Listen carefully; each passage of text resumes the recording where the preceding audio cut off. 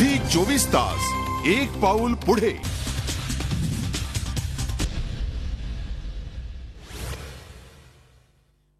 नमस्कार. रोकठोक स्पेशल मध्ये आपलं स्वागत.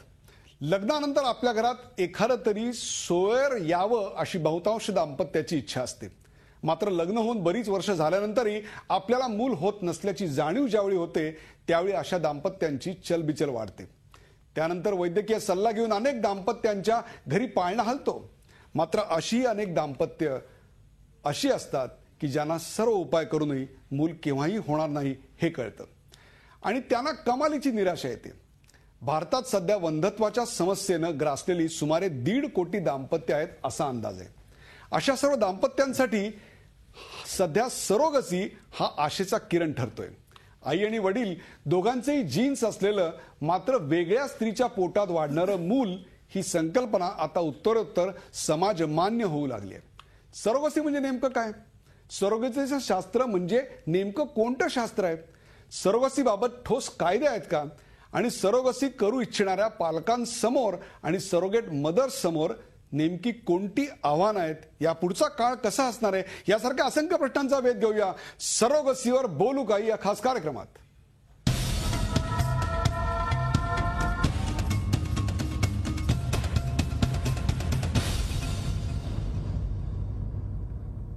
सरोगसीवर बोलू काही या अत्यंत महत्त्वाच्या आणि नाजूक विषयावर बोलण्याकरता मी आज आमंत्रित केलेलं आहे डॉक्टर गोपीनाथ शेणॉय. डॉक्टर गोपीनाथ शेणॉय हे एक प्रख्यात डॉक्टर तर आहेतच, पण त्याहीपेक्षा निष्णात असे कायदेतज्ञ सुद्धा आहेत. ग्राहक न्यायालयाचे माजी न्यायाधीश आहेत आणि कायद्या विषयात त्यांनी LLM केलेलं आहे, PhD केलेली आहे. डॉक्टर, आपलं स्वागत. माझ्यासोबत डॉक्टर अंजली मालपाणी आहेत. डॉक्टर अंजली मालपाणी यांना त्यांचे पेशंट्स जसे ओळखतात त्याहीपेक्षा सुद्धा त्यांचं या विषयावरचं ज्ञान हे अनेकदा त्यांच्या व्याख्यानांमधून आपल्याला कळलेलं आहे. IVF तज्ज्ञ, भारतातली पहिली स्पर्म बँक चालू करण्याचा मान त्यांना जातो. ती सुद्धा 1991 मध्ये त्यांनी हे काम केलं. त्यांच्याशी मी बोलणार आहे. माझ्यासोबत आहेत डॉक्टर राजश्री माने. डॉक्टर राजश्री माने गेले काही वर्ष परदेशामध्ये होत्या.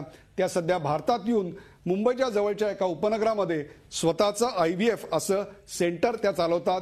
एक अतिशय पहिली अशी ठाण्यातली ज्याला आपण म्हणता येईल सरोगेट बेबी जन्माला घालण्याचं भाग्य त्यांना मिळालं होतं. त्यांच्या मार्गदर्शनाखाली ही सरोगसी आपल्याकडे आली होती. तब्बल 55 वर्षाच्या महिलेची डिलिव्हरी करण्याचाही अशा प्रकारच्या अतिशय कठीण अशा प्रकारचं काम त्यांनी केलेलं आहे. त्यांचं जे परदेशातलं वास्तव्य होतं त्यात त्यांना मिळालेल्या ज्ञानाचा आता फायदा या सरोगसीकरता करून घेत आहेत. याहीपेक्षा आपल्या सोबत 3 अशा महिला आहेत की ज्या सरोगेट मदर म्हणून सध्या काम करतायत. त्या सरोगेट मदर्सचंही मी प्रथम अभिनंदन करतो की जाहीरपणे अशा कार्यक्रमात येऊन सरोगसी अशा अत्यंत नाजूक विषयांवर त्यांनी बोलायला मान्यता दिली. जाहीर कार्यक्रमात त्या येत आहेत. कदाचित हे असं पहिल्यांदाच होत असेल की प्राईम टाईममध्ये अशा प्रकारच्या कार्यक्रमात त्या तिघीजणी येत आहेत. अर्चनाताई आहेत. अर्चनाताई, आपलं स्वागत. माझ्यासोबत वंदनाताई आहेत, त्यांचंही स्वागत. आणि कौशल्या, अशा तिघीजणी सरोगेट मदर्स आहेत, त्यांचंही आपण स्वागत करूया. ह्या कार्यक्रमाला सुरुवात करण्यापूर्वी जाणून घेऊया सरोगसी म्हणजे नेमकं काय. सरोगसी म्हणजे नेमकं काय? सरोगसी हा शब्द मूळ सरोगेटस या लॅटिन शब्दावर आधारित आहे. सरोगेटस याचा अर्थ सबस्टिट्यूट म्हणजे पर्याय असा आहे. सरोगसी हा अपत्यहीन दाम्पत्यासाठी अपत्य प्राप्तीचा एक प्रयत्न आहे. सरोगसीची संकल्पना पाश्चिमात्य देशांप्रमाणे भारतातही आता चांगलीच रुजली आहे. सरोगसीचा व्यवसाय हा राजी खुशीनं चालतो. सरोगसी करणाऱ्या महिला स्वखुशीनं या व्यवसायात येतात. भारतातील 1.5 कोटी दाम्पत्यांमध्ये वंधव्याची समस्या आहे आणि सरोगसी व्यवसायाची वार्षिक उलाढाल 2700 कोटी रुपयांची इतकी मोठी आहे. आपण पाहिलं 2700 कोटी एवढी मोठी उलाढाल आहे. त्याहीपेक्षा 1.5 कोटी दाम्पत्य सध्या या समस्येवर उत्तर शोधतायत. हाच प्रश्न घेऊन मी जातोय डॉक्टर अंजली मालपाणी यांच्याकडे. डॉक्टर अंजली मालपाणी, मला तुम्ही सांगा, सरोगसी म्हणजे नेमकं काय?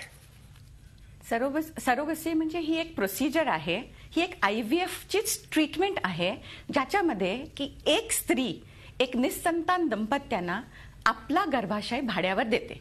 म्हणजे काय की नॉर्मली आम्ही टेस्ट ट्यूब बेबी जेव्हा करतो तेव्हा नवरा बायकोचे जे भ्रूण तयार होतं किंवा जे एम्ब्रिओ तयार होतं ते आम्ही त्या स्त्रीच्या गर्भाशयातच घालतो, म्हणजे बायकोच्याच गर्भाशयात नॉर्मली घालतो. पण सरोगसीमध्ये हे त्या स्त्रीच्या गर्भाशयात न घालून आम्ही एका दुसऱ्या स्त्रीच्या गर्भाशयात घालतो. एवढाच फरक आहे. बाकी सगळे IVFचे स्टेप्स जे आहेत ते सगळे सेम आहेत. सरोगसी आणि IVF फार सिमिलर प्रोसिजर्स आहेत. झी 24 तास एक पाऊल पुढे.